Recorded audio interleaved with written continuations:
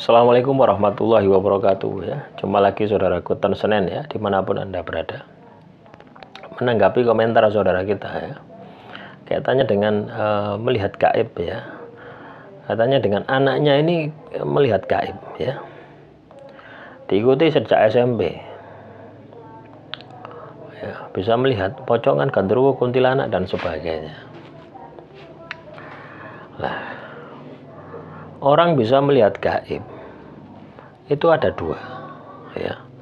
Yang pertama karena ketempelan makhluk halus, yang kedua karena dia itu olah batin ya, artinya laku olah batin. Nah, ketempelan makhluk halus ini juga bisa terjadi karena kodam ya. Anda misalkan anak Anda ini punya kodam leluhur, jadi leluhurnya dulu itu pernah ngelakoni atau bapaknya pernah ngelakoni. Atau enggak, kalau bapaknya enggak pernah ngelakoni, bapaknya pernah ke dukun, ke orang pintar, nurun kepada anak ya. Darah itu seperti itu ya, darah itu nurun ya. Akhirnya berpengaruh terhadap anaknya. Atau bisa juga ya, di rumah Anda ini ada pusaka turunan juga bisa. Atau di rumah Anda ini dipasang tumbal, leluhur Anda ini ya pasang tumbal untuk jaga rumah, jaga ya, supaya ndak anti maling, anti sihir, telur santet, nempel di dalam tubuh anak Anda juga bisa terjadi ya. Terus anak Anda ngelakoni keilmuan ya, kayaknya ndak mungkin ya, anak 3 SMP ngelakoni ilmu ya ndak mungkin ya. Ngelakoni ilmu itu biasa ya kalau sudah SMA gitu, atau sudah lulus SMA, ngelakoni ilmu pengasihan, kedikdayaan dan sebagainya. Maka bisa jadi ada kodam keilmuan. Nah, yang paling potensi ya 90% itu adalah karena perilaku yang negatif, karena makanan yang tidak bersih, sehingga makhluk halus itu nempel di dalam tubuh kita. Nah, logikanya sederhana gini, kalau kita ini rajin ibadah, ketika rajin tirakat, maka makhluk halus itu nyingkir ya, tidak berani mendekat. Tapi kalau kita ini ibadahnya melempem, tirakatnya melempem, maka makhluk halus itu akan mudah keluar masuk di dalam tubuh kita. Lah, inilah akan memberikan pengaruh sehingga orang tersebut akan mampu melihat gaib. Padahal gaib-gaib itu belum tentu aslinya gitu loh ya, belum tentu kebenarannya.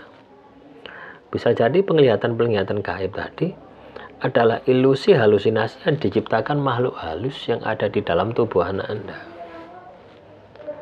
Nah, terus solusinya bagaimana? Ya Anda suruh anak Anda ini ibadahnya kenceng, tirakatnya kenceng, kelakuannya sing apik.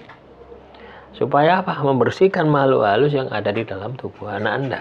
Tidak usah digonong dukun, tidak usah digonong kiai, tidak usah diruqyah wis. Ya, tapi melakukan pengobatan mandiri, ruqyah sendiri. Ya, itu nanti akan membersihkan.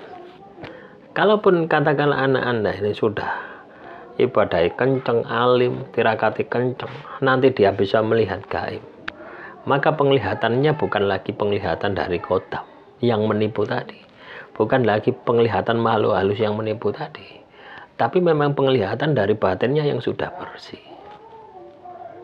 Nah, itu bahayanya ini kalau masih kecil terus tidak diarahkan untuk ibadah, tidak ada proteksi yang positif ya, akhirnya ngawur gitu loh ya. Akhirnya ngawur, seolah-olah ketika bisa melihat demit itu adalah sesuatu yang istimewa gitu loh ya. Maka anak Anda ini akan memiliki kepribadian ganda,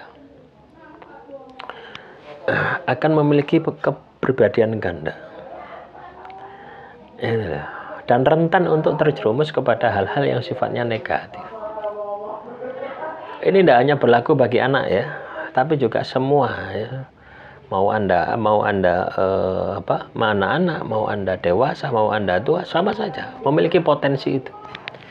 Ketika Anda bisa melihat gaib, tapi ibadah Anda tidak kencang, ibaratnya ini kalau Anda muslim ya, sholat 5 waktunya ya, satu saja Anda tinggal, subuh misalkan, tapi Anda bisa melihat gaib, maka penglihatan gaib yang Anda bisa dapatkan tadi, yang Anda lakukan tadi, maka itu bukan penglihatan gaib dari dalam diri Anda. Tapi itu adalah makhluk halus dan pasti negatif.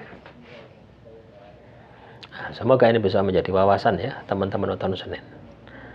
Ya, jadi tidak semua ya, kelebihan yang kita miliki ya, tidak semua kelebihan yang kita miliki itu bisa memiliki nilai yang positif. Kadang juga kelebihan yang kita miliki ada juga yang negatif. Yang perlu kita lakukan adalah bagaimana supaya kita ini bisa menyikapinya gitu ya. Bisa mengidentifikasi.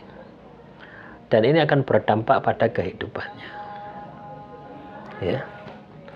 Lo akan lebih mudah untuk disesatkan gitu loh ya. Kalau kita bisa melihat gaib, ya, coba bayangkan ketika kita tidak memiliki pondasi yang kuat. Ya, akhirnya Anda akan masuk ke dalam dunia gaib. Akhirnya apa tadi dukun. Ya pasti negatif gitu loh. Ya. Orang bisa melihat gaib. Ya. Kalau basic dasarnya adalah ketempelan, itu berbahaya. Orang yang bisa melihat gaib, basicnya adalah tirakat ibadah, ora popo. Ya, karena ketika kita tirakat ibadah, memang kita mengasah untuk itu, gitu ya. Secara kita tidak sadar. Ya, ibadah itu kan kita menggunakan dimensi batin, gitu ya. Ya. Tirakat ini kita juga menggunakan dimensi batin, walaupun masuknya dimensi fisik, gitu. Nah, nanti kalau misalkan Anda memiliki kelebihan bisa melihat gaib, bisa melihat demit, itu adalah sesuatu yang wajar gitu. Ya. Dan Anda memiliki pondasinya, Anda mampu membedakan mana yang baik, mana yang benar, mana yang salah gitu. Nah, semoga ini bisa Anda pahami ya. Semoga ini bisa Anda sikapi, dan yang paling penting bisa mendeteksi gitu ya. Kira-kira penglihatan yang saya alami ya, yang saya miliki ini apakah negatif atau positif. Demikian yang bisa saya sampaikan. Kurang lebihnya saya mohon maaf. Assalamualaikum warahmatullahi wabarakatuh. Salam rahayu, rahayu, rahayu.